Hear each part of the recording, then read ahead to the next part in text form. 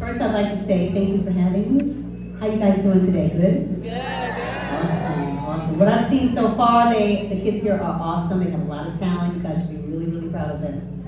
So, without further ado, you have my attention. So, did you always want to be a dancer, and what were your inspirations? Absolutely. When I was 14 years old, I wanted to be a professional dancer on Broadway, but my mom started me in dance when I was 3. Now, when I was 3, of course I was not paying attention. I was a toddler, but she took me every Saturday, and she would sit there with me while I swung on the bars, the ballet bars, and ran around the room. But one day, when I was like 8 or 9 years old, when I kind of just said, I want to do this. Like, I felt that. I was in talent shows, and then by the time I was 14, a guidance counselor asked me what I wanted to be, and I said I wanted to be a professional dancer on Broadway. Auditioned for the High School of Performing Arts, made it in, and after I graduated from Performing Arts, I started auditioning. And I got my first job when I was 18 with The Wiz. I don't know if you guys remember The Wiz, that was on Broadway years ago. But I was sent out to San Francisco. I got a contract, making major money back then. And I was supposed to go to Adelphi University. And I begged my parents, I said, this is a job I wanted, I'll go to school when I come back. And so they supported me, they let me go do the tour, and I was on the road for 2.5 years. Thank you. Thank you. Have you ever faced any challenges and how did you overcome them? Yes, so the thing that I think is really important is never giving up. Giving you a story. I auditioned for the Wiz movie. How many of you guys heard of the Wiz movie? Woo! The Wiz movie.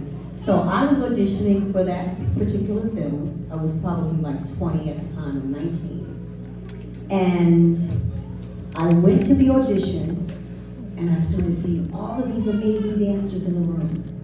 And I started feeling a little intimidated, like, oh my God, look at them, they look so great, they look so this, they look so fabulous. But I forgot that I was fabulous too. My eyes came off of me, and I started looking around the room, comparing myself to what I was seeing. Therefore, it caused my self-esteem to kind of diminish. So when we went in the room to audition, I went to the back. Louis Johnson, who was the choreographer, he cut everybody in the room. What does it mean to be cut from an audition? What does it mean? Tell me, speak up, speak back, you talk to me. You're out, you're eliminated, right? So I left out of the room and I was like, he didn't see me. True story. I went and changed my hair. I had my hair in a ponytail. I pulled it up on top of my head in a little ballet bun. I changed my leotard. I went and got another number, and I waited to go back out to the audition. Where do you think I went the next time I went in the room? To the front.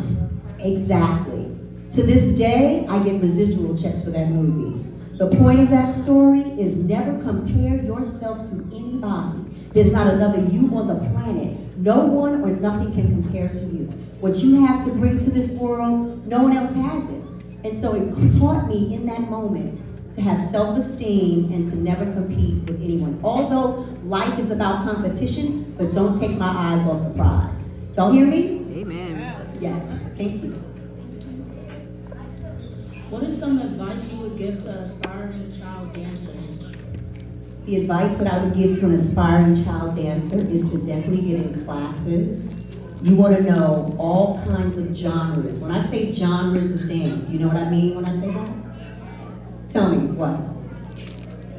Genres of dance. It's different styles of dance, right? So not only hip hop, you want to learn how to do step, you want to learn ballet, modern, jazz, African, tap. You want to be able to have a multiplicity of genres of dance under your belt so that when you start going out for auditions, it doesn't matter what the choreographer gives you, you're going to be able to nail it because you have the training. So nothing wrong with being a hip hop dancer, but you want to get the other training also under your belt so that you be equipped to do television and film and video and all kinds of other things and not just limited to one. Thank you. Thank you.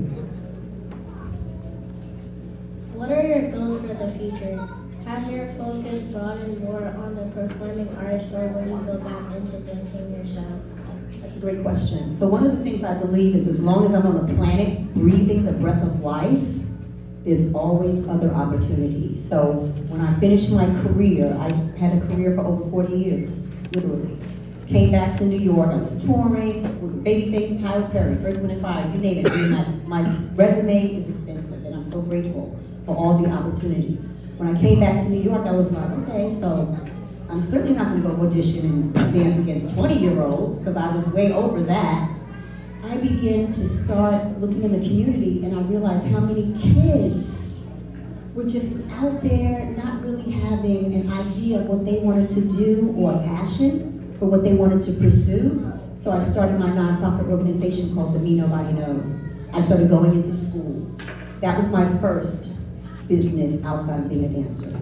After that, I realized by working with these kids, there was a disconnect between my high school students who I was working with and my elementary school students. And so that's when I became a self-published author, and I wrote Careers from A to Z. And this book was literally birthed out of me seeing how some high school students don't know what they want to be or do. And I'm like, well, the disconnect was perhaps when they were 3 and 4 and 5 years old, nobody was teaching them about careers, right? No one was showing them or to tap into their passion. Because one thing that is important, I don't care how old you are or what you want to pursue, if you're passionate about something, you will find a way to develop that passion, and a job, a career will be on your tail, trust me. And then when you get involved in that career from passion, it's not even like a job. It's like you're doing it because you love it, but you find somebody to pay you to do it. And what my other question, your future. So I also have 2 other books on Amazon, and I produced a docu-series called Behind the Stars, The Untold Stories of Black Industry Dancers. I'm a Black industry dancer.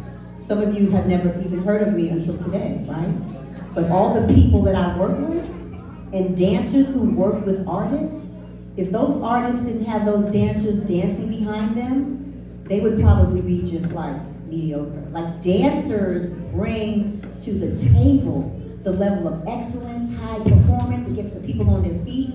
We are an important factor to those people on tour, and they've never ever acknowledged us in that way. Of course, we get paid, but I'm talking about the acknowledgement. So that's why I wanted to start this docu-series, and I have loads of friends of mine from LA, New York, around the world that I started doing interviews with. I'm hosting it, and I'm pitching it to BET, that some network will pick it up.